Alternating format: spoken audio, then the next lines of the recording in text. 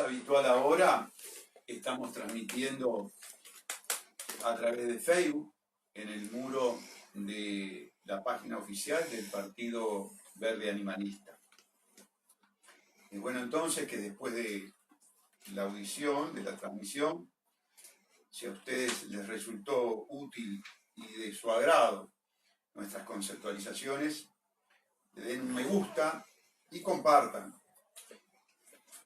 En este momento hoy no tenemos la transmisión de Libertad TV Uruguay, por lo tanto la estamos realizando solamente a través de la página del Partido Verde Animalista.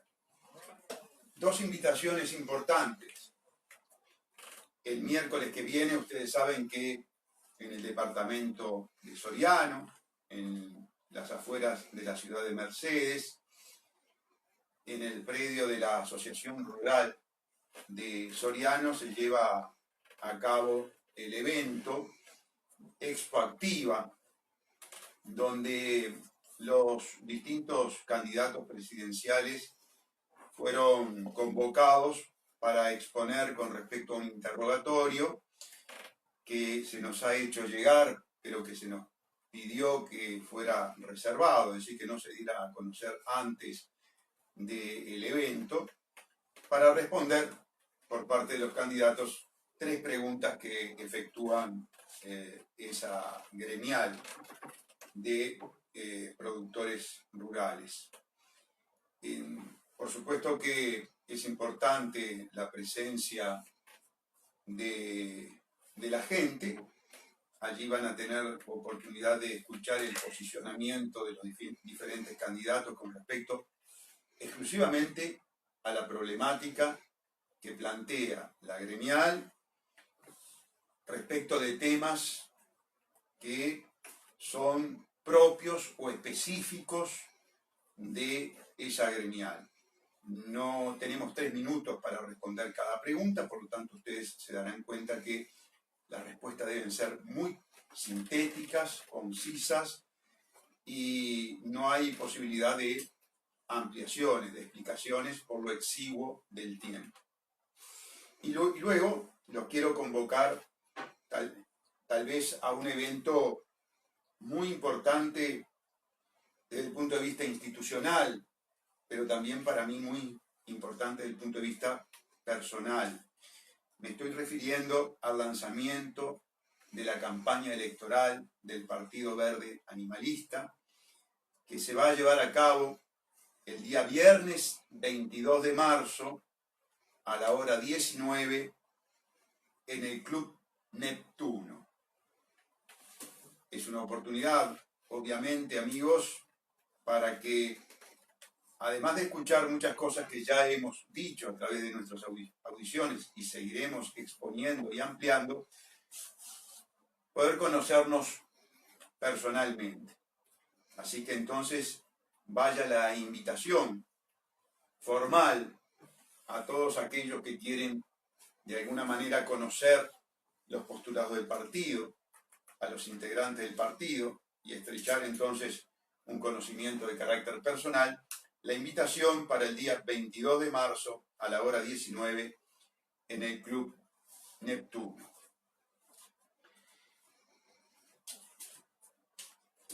Es muy importante, amigos, poder distinguir en una campaña electoral el discurso captativo que normalmente llevan adelante los precandidatos del discurso sincero, del discurso leal. Por lo general, los políticos en campaña tienen un objetivo, una finalidad clara y concreta, que es captar votos, juntar votos. Sobre todo aquellos políticos profesionales que desde hace mucho tiempo están en una zona de confort, están en una burbuja de privilegios que paga el pueblo y que tiene un costo enorme. Por lo tanto, en los discursos de campaña, lo que normalmente se promete, lo que normalmente es objeto de profundización, son las promesas. Pero las promesas no vienen acompañadas de las explicaciones lógicas y racionales de dónde se va a obtener los recursos para cumplir con las promesas. Por otra parte, la sociedad no es uniforme. La sociedad tiene distintos actores con distinta situación. Y cuando uno toma determinadas medidas en determinado orden, inmediatamente, por una razón de la física, se produce una reacción. Acción, reacción.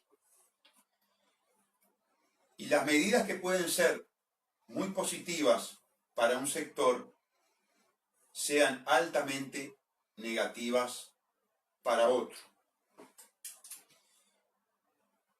Esa contradicción de intereses que constituye la esencia del conglomerado social hace que el gobernante tenga que realizar opciones. Las opciones del gobernante en este momento, y tal vez desde siempre, no son libres. Esa es la primera característica que tiene nuestro discurso para diferenciarse del discurso político demagógico. No somos libres. No somos soberanos. No somos autárquicos. No somos independientes. Somos todo lo contrario. Estamos profundamente condicionados. Estamos en una situación de total dependencia. Nuestras decisiones, si bien se pueden tomar en el concierto internacional actual, bajo el sistema de la globalización, con la importancia que tienen los distintos organismos multilaterales, internacionales, aún los privados, con una legislación muy especial que precisamente generó que el privado pudiera condicionar a los estados, cosa que no se dice en la campaña, hace que cualquier medida que pueda tomar el gobierno que genere una reacción de intereses adversos a los grupos, a los centros de poder, sea respondido con una reacción hacia un país, que es un país además muy pequeño, con muy pocas posibilidades de subsistencia, de sobrevivencia, en forma aislada, en forma autárquica. Por eso, como candidato a la presidencia de la República, tenemos mucho cuidado en decir la verdad y en poner de manifiesto estos temas. Permanentemente se nos está observando y pidiendo programa. ¿Cuál es el programa que ustedes tienen con respecto a la educación? ¿Cuál es el programa que ustedes tienen con respecto a la vivienda? ¿Cuál es el programa que ustedes tienen con respecto a la seguridad? ¿Cuál es el programa que ustedes tienen con respecto a la economía? No solamente nosotros. Todos los candidatos se encuentran sensiblemente condicionados. ¿Condicionados por qué? Por los recursos. Para poder disponer recursos, para destinar a mejorar cada una de esas áreas que están en muy mala situación. Cuando hablamos de recursos, estamos hablando de lo que recauda el Estado, es decir, lo que ingresa al Estado. En los ingresos del Estado, un componente muy importante es el componente tributario, lo que percibe por concepto de impuestos, fundamentalmente, y tasas. Es decir, lo que recauda el Estado. El Estado puede recaudar mucho, pero en este momento, cuando se elabora el presupuesto primario se llama, la primera exigencia que tiene el gobernante es pagar los intereses de los préstamos que estos gobiernos han pedido y han incrementado a lo largo del tiempo porque han gastado más que lo que ha ingresado. Ahí se genera un coeficiente muy importante, que es el coeficiente que tienen en cuenta las agencias calificadoras de riesgo, Moody's, Standard & Poor's y Fitch, para darnos la nota. La nota es a través del número del riesgo país. Y la nota también se expresa en el concepto de mantener o no el grado inversor, es decir, lo que se le transmite por parte de estas agencias especializadas a los inversores con respecto a la seguridad de la inversión que se puede realizar en el país.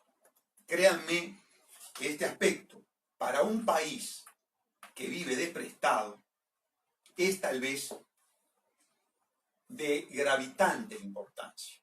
Lamentablemente, cada uno de los gobiernos que se han sucedido han acrecentado la deuda, es decir, han acrecentado esa metodología de gastar más y solventar ese gasto desproporcionado con el ingreso, ese déficit fiscal, pidiendo dinero a los acreedores internacionales. Por lo tanto, los acreedores internacionales siempre van a estar monitoreando la marcha de nuestra economía para registrar si podemos cumplir o no podemos cumplir con los compromisos contraídos. En su momento, amigos, esta gente, estos que se llaman de izquierda, nos hablaron de la problemática de la legitimidad de la deuda externa. En mi juventud, en mi adolescencia, el tema de la legitimidad de la deuda externa era, yo diría que, la temática prioritaria de los sectores de izquierda. Y se había llegado a la conclusión, desde el punto de vista jurídico muy acertada, de que gran parte de la deuda que había generado el mundo periférico, los países subdesarrollados, era deuda ilegítima. Y efectivamente era deuda ilegítima. Había diferentes mecanismos para promover el endeudamiento ilegítimo, el endeudamiento corrupto por parte de los gobernantes corruptos de aquella época. Pero en el estado actual que vive la humanidad, y que vale la pena describirlo, ese tema, por más que pueda tener justicia desde el punto de vista de sus fundamentos fácticos y jurídicos, es absolutamente utópico plantearlo.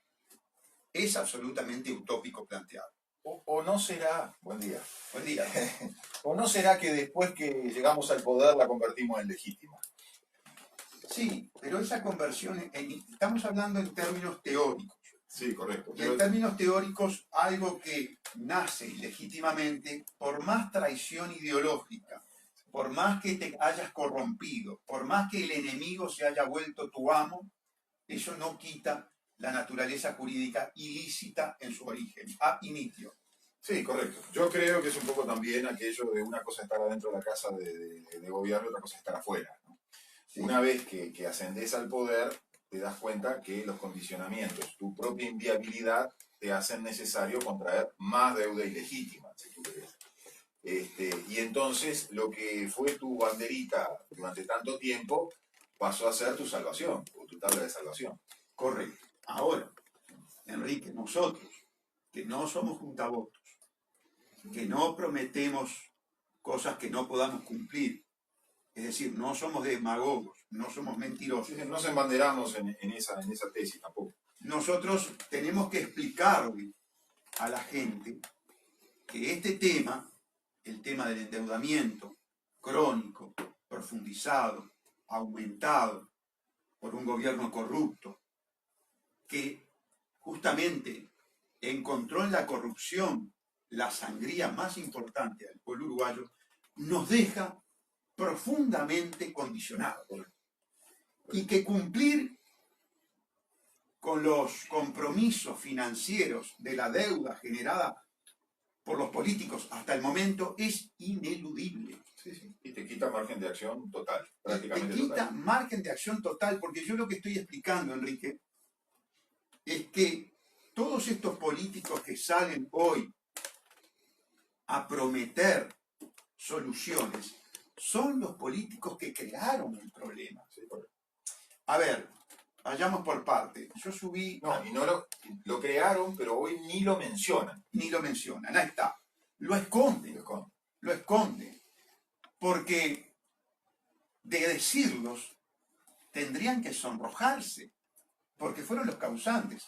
Al menos sería un acto de sinceridad, ¿no? No hablemos de honestidad, porque es un plano, si querés, superior, pero sería un acto de sinceridad. Claro, ese acto de sinceridad tiene también un problema, que les quita votos, porque no es poesía dulce a los oídos de los uruguayos cuando vos les decís estamos endeudados hasta los calzoncillos, o hasta las bombachas, no quiero ofender ideologías, y entonces es muy poquito lo que podemos hacer.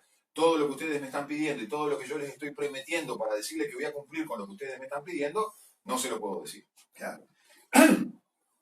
Ahora, el modelo productivo del país que nos llevó al endeudamiento, el modelo productivo que hizo el Uruguay inviable, el modelo productivo que restó dinero del Estado uruguayo para entregárselo a los privados, me estoy refiriendo al modelo productivo agroexportador de materia prima.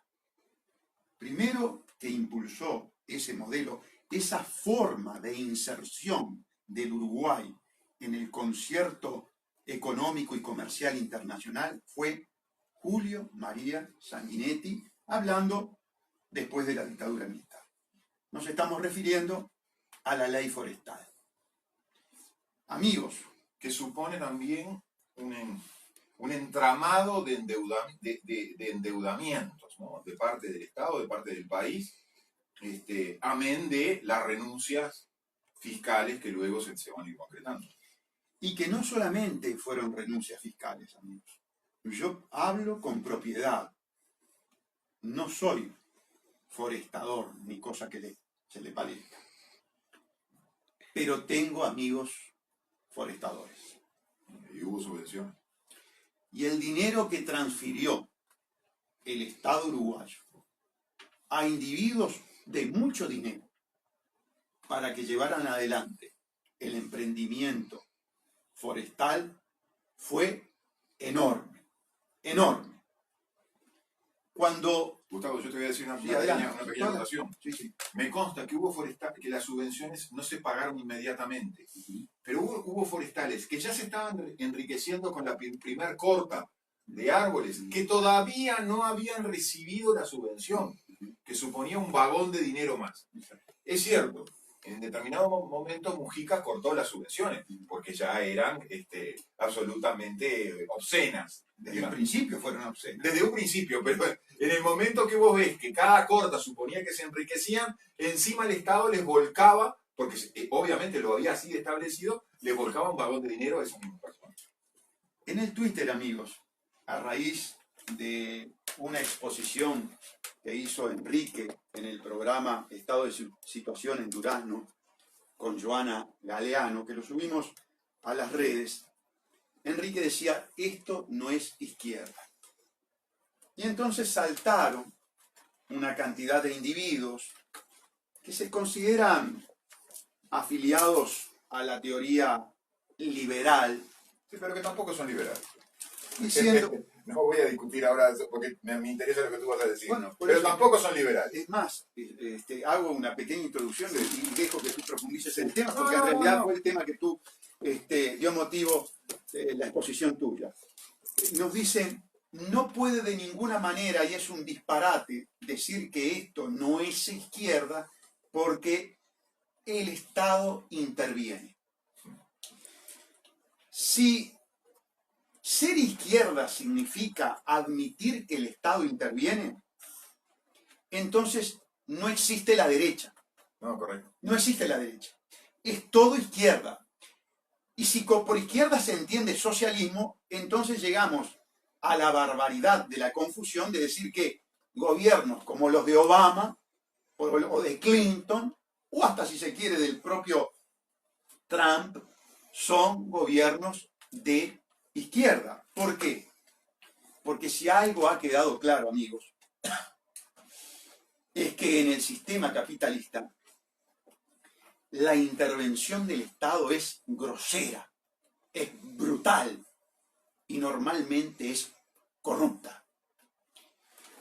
Solo piensen en un episodio, el más importante tal vez desde el punto de vista económico-financiero del siglo XX.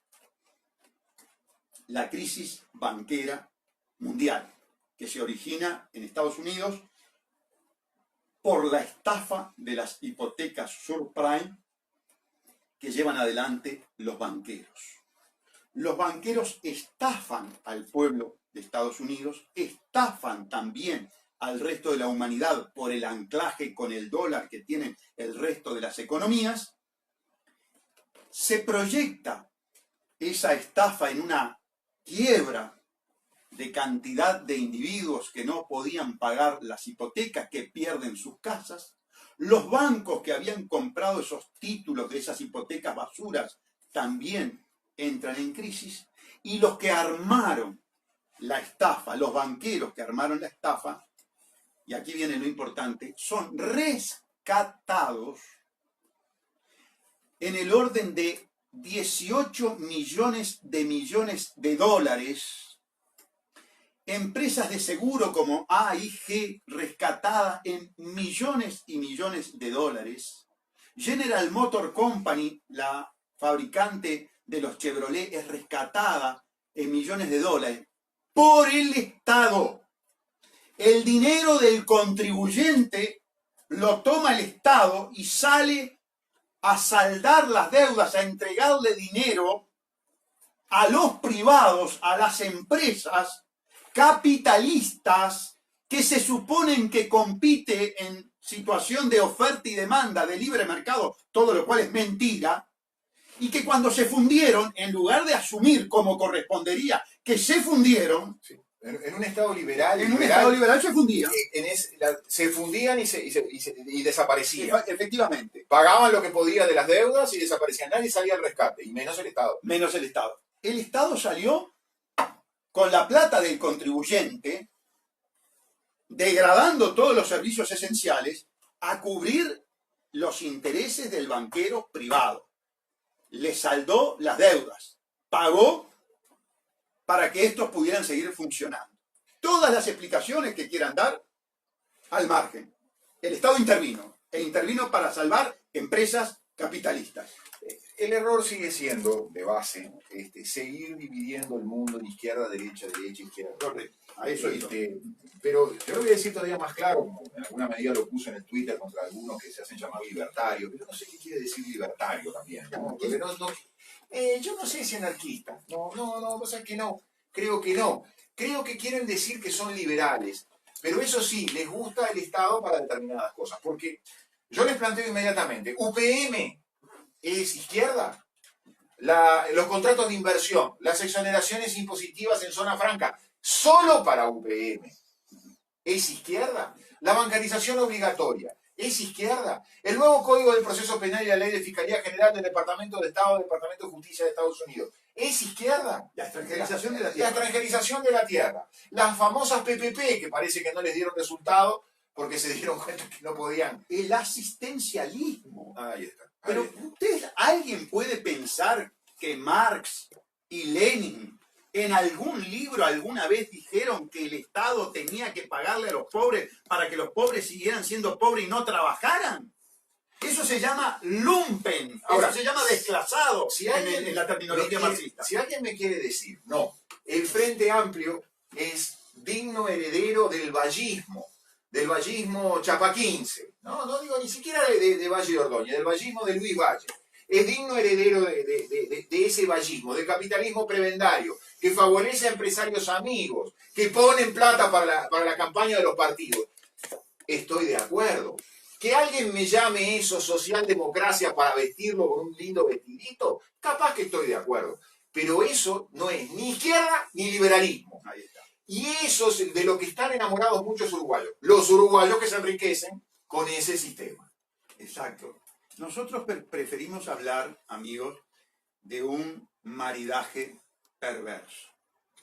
Porque indudablemente que el fraude amplio levanta determinadas consignas y determinadas banderas falsas, por supuesto, para mantener cautivo un electorado emocional, instintivo, muy poco racional, que no analiza esta crítica que nosotros realizamos, para sacar votos, para mantener votos, sin lugar a ninguna duda. Pero hay otro argumento. ¿Quiénes son los liberales entonces en nuestro país? No hay liberales. Sanguinetti, Lacalle, el Partido Independiente, De Posadas. de Posadas, que yo subí un video a mi Twitter en el que de Posadas, que atención amigos, el estudio Posada y Vecino, al igual que el estudio Ferrer, ambos metidos en la estafa de la regasificadora, que yo los tengo denunciado penalmente, ese evento con apariencia criminal. Por lo tanto, pido la investigación de la intervención del estudio Posada, del estudio Ferrer y del estudio Guller y Regules, los tres estudios más importantes. Ahora del le país. tenemos que sumar otro. Del estudio Abadí Pereira, Ahí está. que está asesorando al gobierno, como antes en el pasado asesoró Ferrer o como después asesoró de Posadas a Pepe Mujica. Lo está asesorando en el tema UPM, ¿verdad? Lo está asesorando en el tema UPM, en el tema Latirí y en el tema del nuevo Código del Proceso Penal. O sea, se convirtió en el asesor personal actual del nuevo gobierno. Vamos a repetir el estudio. Abadí y... yo te lo voy a dar ahora con todos los datos. Y Pereira. Abadí, muy bien.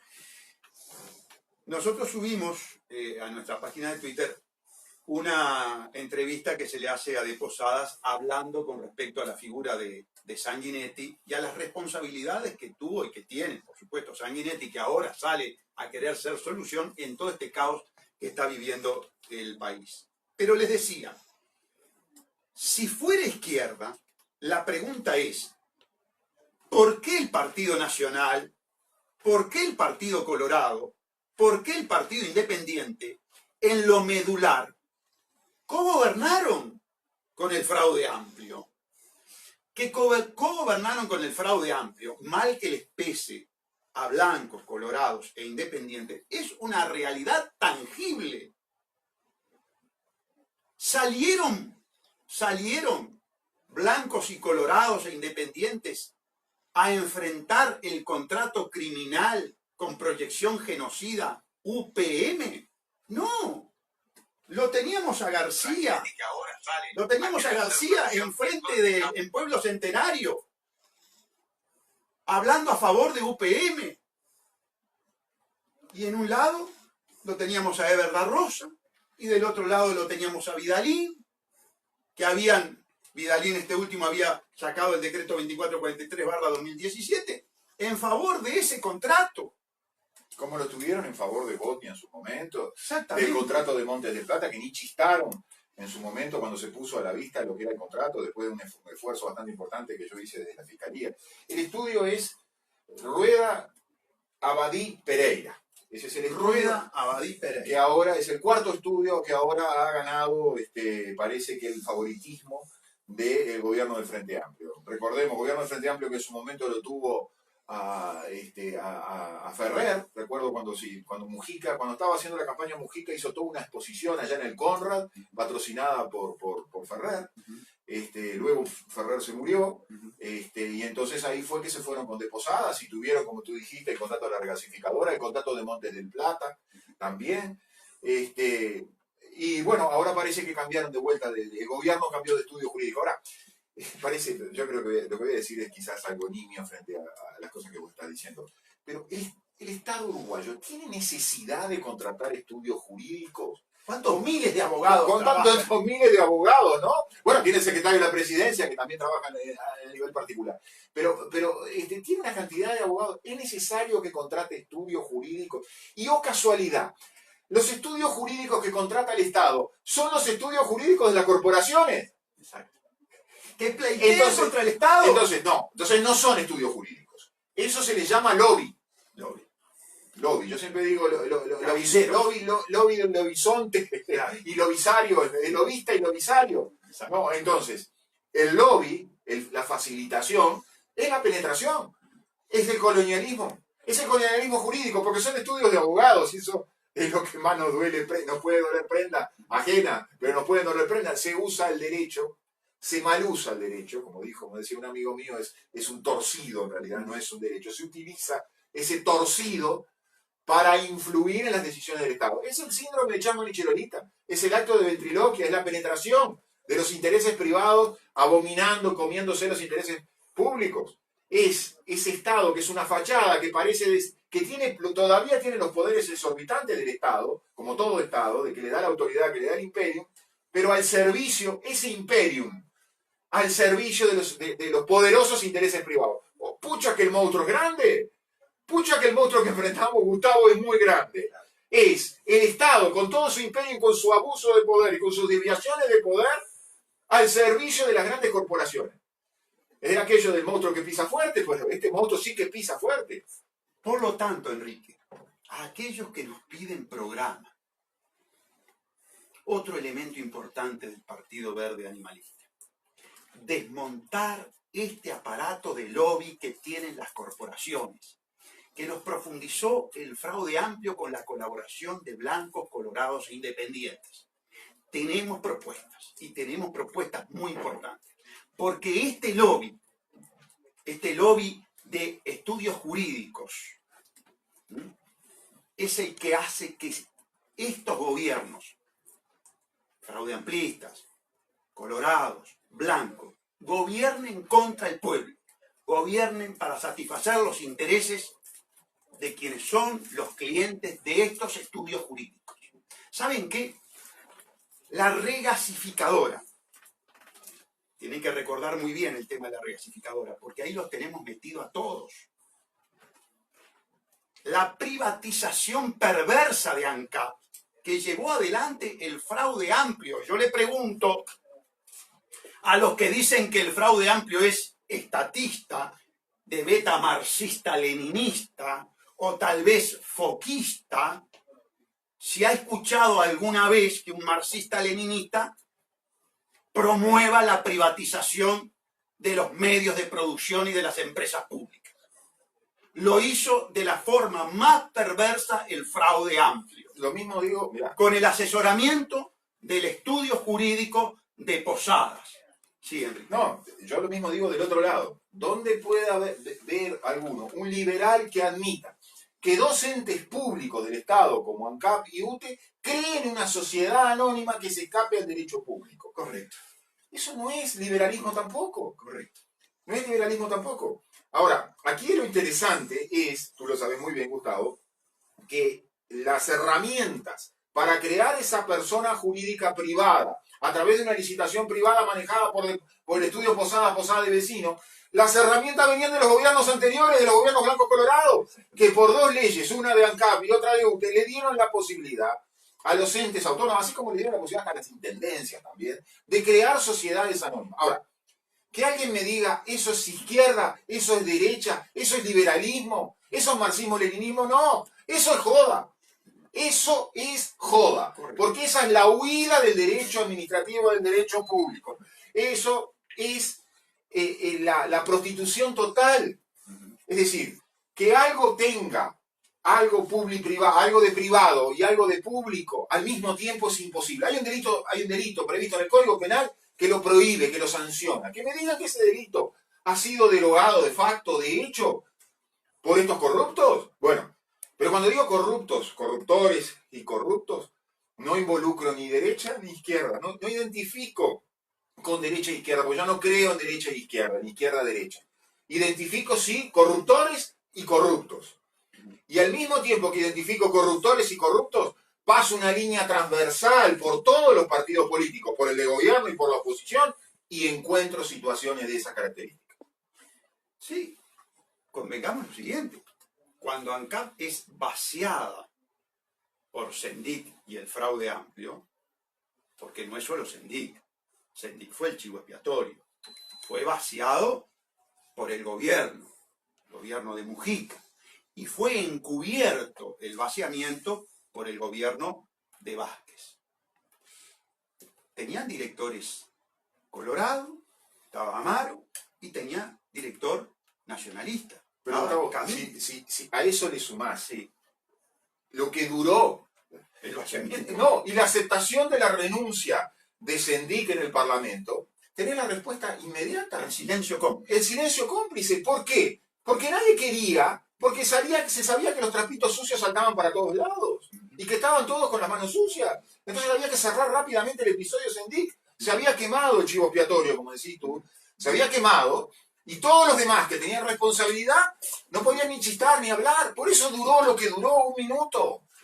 Es la prueba, yo creo que esa fue la prueba más tangible que los uruguayos, y estoy convencido que un buen porcentaje, no debe decir un alto porcentaje, un buen porcentaje de uruguayos se dio cuenta, percibió esa situación, percibió que había una mancomunidad de sujetos que no querían que se investigara, que habrán hecho toda la laraca posible. Bueno, crearon la Fiscalía General y el nuevo código para que no se investigara.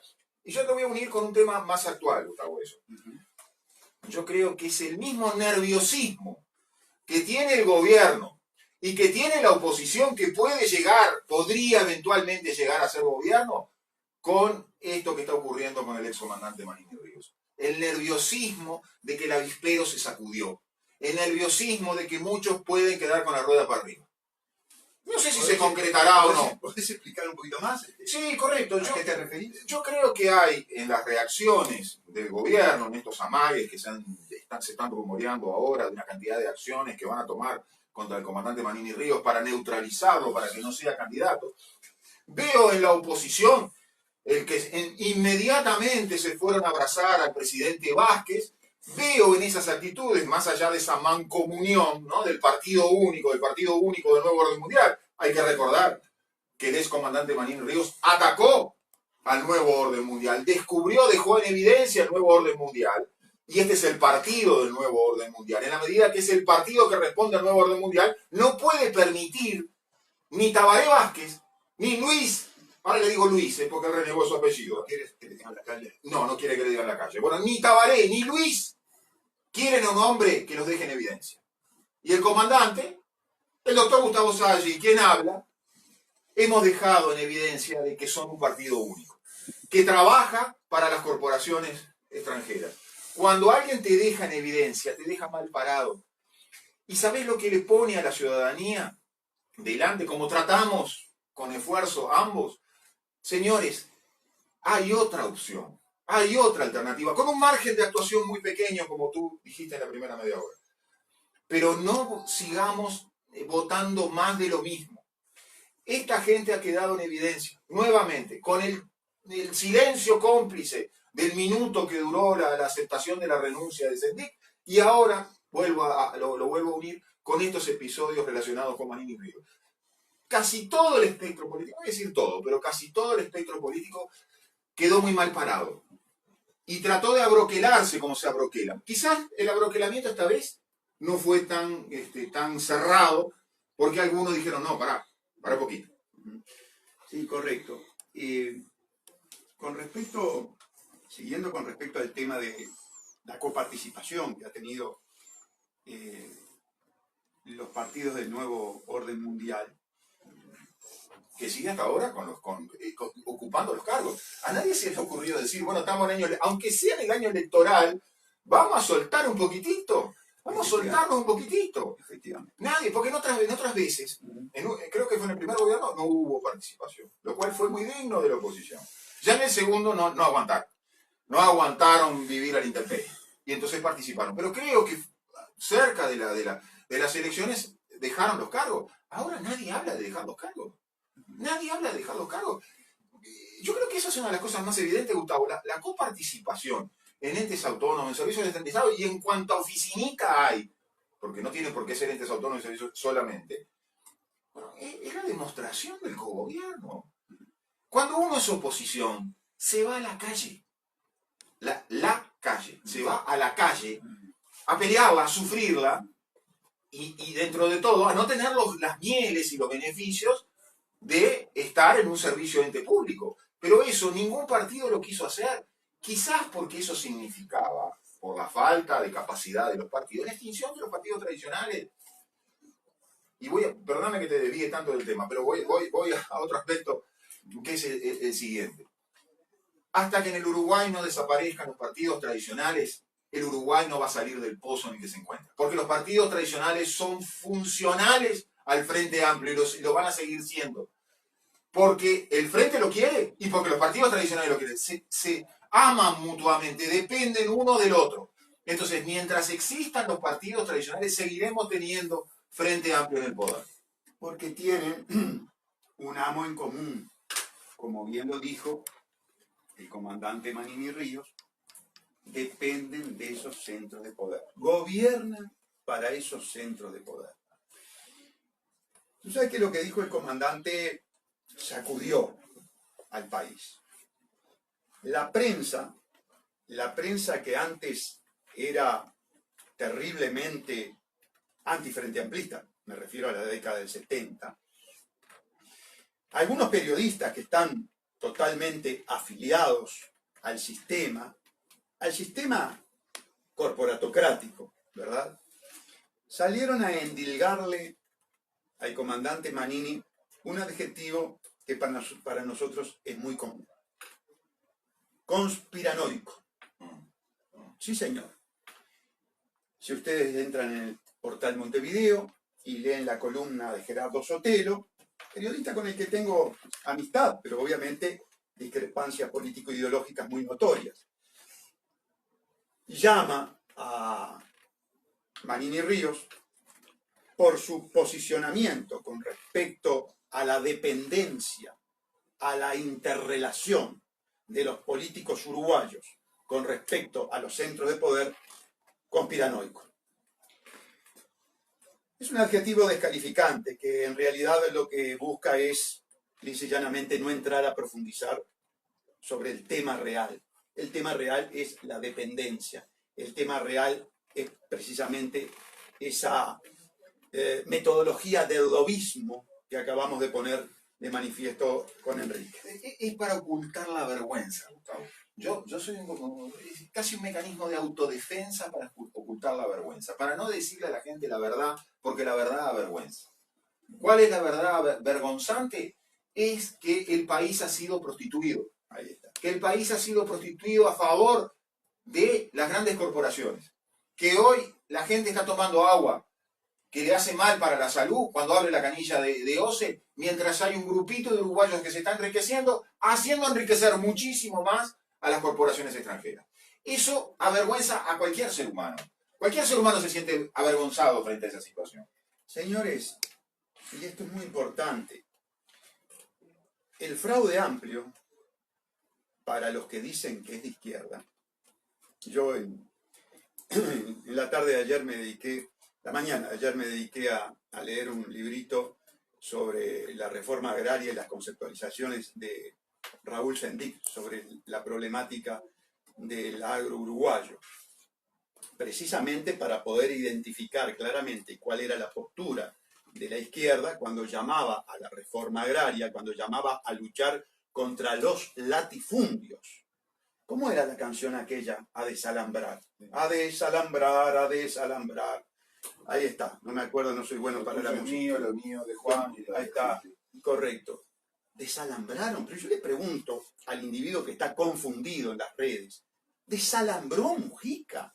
Mujica, que integró el movimiento que mató a Pascasio Báez, a un peón rural, para salvar la lucha armada que iba a erradicar el latifundio, iba a hacer verdad aquella consigna de tierra para el que la trabaja. Sí, el latifundio de Gallinal, comparado con el latifundio de Montes del Plata. Ahí está. Yo recuerdo mi juventud, era emblemático, Gallinal era emblemático. Para mejor, papá trabajaba en Saidad y iba a comer a la cámara que está allí en Rondó, a la que iba a comer Gallinal también. Entonces era un nombre emblemático de las 500 familias dueñas de las miles de hectáreas, y eso era el concepto de latifundio que tenía la izquierda de aquella época. Sí, sin embargo, ¿Cómo le llamamos hoy al latifundio de las forestales extranjeras que tienen arriba de las 300.000 hectáreas y que esa política la profundizó Mujica y Vázquez? ¿Cuántos planes Medivir tiene Montes del Plata? Efectivamente. ¿Cuántos planes Medivir tiene UPM? Vayan a Fraiventos para ver lo que es UPM.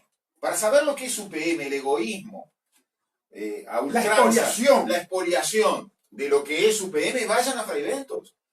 Al menos Gallinal era un latifundista, pero hizo los pueblitos Medivir, colaboró con los pueblitos Medivir que todavía siguen en pie. Los pueblitos Medivir que todavía siguen en pie. Bueno, Fraiventos con UPM, llevándose la mayor riqueza que pueda haber a Europa, vayan a Fraiventos. Yo le invito a los uruguayos que vayan a Fraiventos. ¿Qué canción deberían componer los olimareños del canto popular? ¿Qué canción debería componer, si estuviera vivo, Alfredo Zitarrosa con respecto a este proceso que llevó adelante el Partido Comunista, el movimiento Tupamaro, los ex-GAU, los ex-ROE, los ex-guerrilleros que hablaban de la reforma agraria? Yo pregunto, ¿eso es izquierda? Hay que nos discute que esto es izquierda. Yo le pregunto entonces, ¿qué dirían? ¿Cuál es el concepto frente a esta realidad fáctica? Vayan a los registros de propiedad y saquen los certificados de cuántas miles de hectáreas tienen estas corporaciones extranjeras, porque es latifundio y extranjero. Es vender la patria de dos maneras, es prostituirla, es prostituirnos a nosotros, vamos a entendernos. Ellos son los fiolos, ellos son los caficios, ellos son los proxenetas. Han prostituido a la patria. Bueno, y en función de intereses privados, de empresas corporatocráticas capitalistas. No es del Estado chino, que tal vez también tengamos ese problema ahora con el puerto chino, que nos están vendiendo a como dé lugar. Pero no, eso no es izquierda. Lo cual no quiere decir, y esto es muy importante, fracasó, lo digo 1000 veces, fracasó el modelo socialista, para desgracia de la humanidad. Fracasó, Cuba fracasó, Unión Soviética se extinguió, China dejó de ser comunista, es un maridaje perverso, lo peor del sistema, lo peor es China. Yo voy a usar una palabra muy dura, los idiotas, los idiotas que dicen que este gobierno es de izquierda, le hacen un gran favor. Exactamente, esa es nuestra desesperación. Esa es nuestra desesperación. No es que nosotros defendamos la izquierda que se derrumbó y fracasó, como tú dijiste. Permiten que un Groba, que un Constanza Moreira, claro, que un Puig se vistan de izquierda y sigan con la nostalgia, atrayendo una cantidad de gente que cree que son izquierda cuando no son izquierda. Son la mayor venta de la patria al capitalismo foráneo. Puig, Groba, Constanza Moreira, Castillo, operadores del capitalismo foráneo, salvaje. Y mientras haya idiotas que le sigan diciendo, ustedes son izquierda, les están haciendo un favor bárbaro. Los están manteniendo en el poder. Desenmascárenlo, olvídense de izquierda y derecha. Sostengan las ideas que sostengan, olvídense de izquierda y derecha. Mientras se mantenga esa dicotomía, tendremos Frente Amplio por mucho tiempo. El Frente Amplio le agradece a los idiotas insisto, a los idiotas que siguen hablando de izquierda, derecha, derecha, izquierda, y que me vengan a decir, cuando de Posada se junta con Mujica para hacer un contrato como el de Montes del Plata, ¿quién es de izquierda y quién es de derecha? ¿Quién es liberal y quién es marxista? Ninguna de las cosas. Ninguna de esas cosas. Pero aclaremos lo siguiente. No estamos haciendo este análisis para defender la izquierda. No estamos haciendo este análisis para decir, no, como este gobierno fracasó, le sacamos la característica izquierda. Estamos haciendo un análisis científico, riguroso, ideológico, político. Por eso parto de la base en sincerarme de que el modelo socialista, alternativo al capitalista, fracasó de medio a medio. Voy a ser todavía más gráfico con ustedes. Fue una porquería. Nos engañó a todos. Fue una porquería, una manga de corruptos que en una verdadera revolución de carácter patriótica habría que pasarlos por el paredón.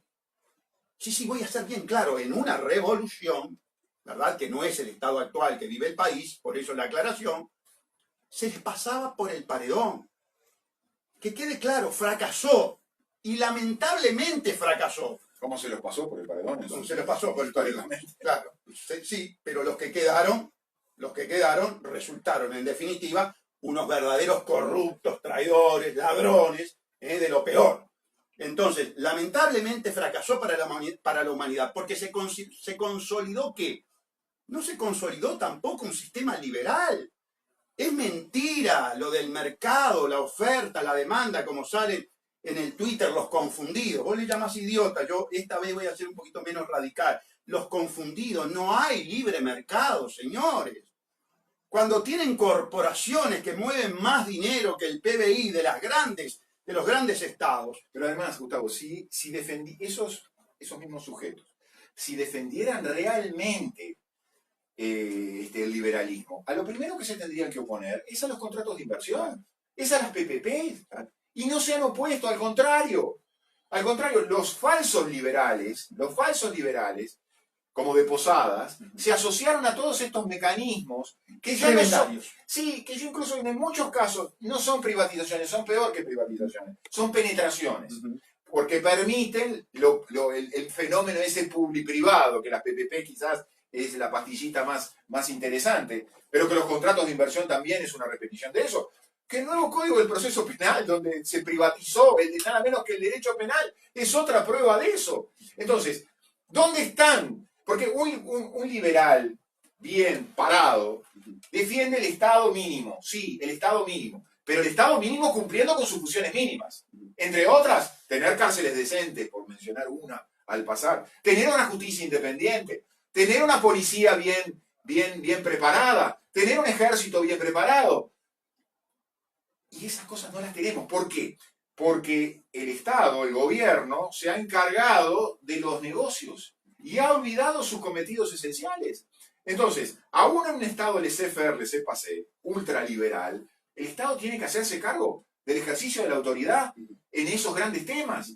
Cometidos esenciales del Estado. Cometidos esenciales del Estado. Y este Estado lo que ha hecho, ya ni siquiera se ha preocupado por los servicios públicos, que es el segundo eslabón, ni por los servicios sociales, sino que se ha preocupado por los negociados. Se asoció. Vos lo decís, un Estado asociado, se asoció con las corporaciones. Y cuando tú sos socio de la corporación, ya dejás de ser el Estado imparcial que debe controlar. Ejercer la autoridad. Ejercer la autoridad y controlar. Ahora, si yo tengo un Estado socio de UPM, si yo tengo a Vázquez socio de UPM, si yo tengo a Vidalín socio de UPM, si yo tengo a Eber da Rosa socio de UPM. Manda UPM y se va a adueñar del agua UPM y todos vamos a resignar nuestra salud y nuestra vida en función de la ganancia de UPM. Entonces eso no es izquierda. Eso en todo caso es un maridaje perverso, es un Estado intervencionista a favor de las corporaciones extranjeras. Cuando se saca un decreto de urgente ejecución, ya no saben qué palabras usar, para decir hay que trabajar para UPM, hay que trabajar para UPM. ¿Qué es eso? ¿Cómo lo llamamos eso? ¿Eso es izquierda? ¿Eso es derecha? ¿Eso es liberalismo? ¿Eso es marxismo-leninismo? El Politburó trabajaba para las corporaciones. Yo quiero creer que no. Pero entonces, no nos confundamos, no le hagamos el favor al enemigo. No le hagamos el favor al enemigo y a los traidores que se asociaron con el enemigo. Hay mucho uruguayo idiota que sigue pensando como un adolescente. Uno me quiso tratar de adolescente. Adolescente es usted, sigue pensando como un adolescente. Razone, reflexione, use la cucusa, como decían en el pasado. Señores, las problemáticas del país enfrentan distintos sectores sociales. Las problemáticas del país no pueden ser abordadas como que todo el país está constituido por una única clase social o por un único interés. Por lo tanto, vuelvo a repetir, cuando vamos frente a una gremial y nos piden soluciones específicas para su problemática, cuidado con los demagogos que vayan a endulzar oídos y a tocar la música que quieran escuchar. Nosotros no vamos con esa posición. Por supuesto que habrá medidas que tomar urgentes para que el país sea viable, porque el país no está siendo viable. Y esas medidas urgentes pueden favorecer circunstancialmente y parcialmente a un sector y por lo tanto generar desfavorables consecuencias en otros sectores. El gobernante tiene la necesidad de ver holísticamente como patria y como nación la problemática. Por lo tanto, amigos, les reiteramos las invitaciones el 22 de marzo a la hora 19 en el Club Neptuno, el lanzamiento de campaña del Partido Verde Animalista. Nos vemos el viernes, por favor, a no faltar.